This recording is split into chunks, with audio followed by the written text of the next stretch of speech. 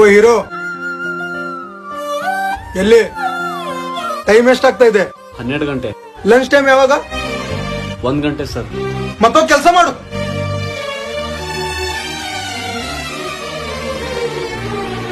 ನಿಮ್ಗೇನ್ ಬೇರೆ ಹೇಳ್ಬೇಕಾ?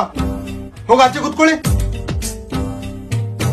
ಹೇಳಲಾರದ ಪ್ರೀತಿ ಇದು ಉಸಿರ ಕೊಲ್ಲುವ ವಿಷದಂ.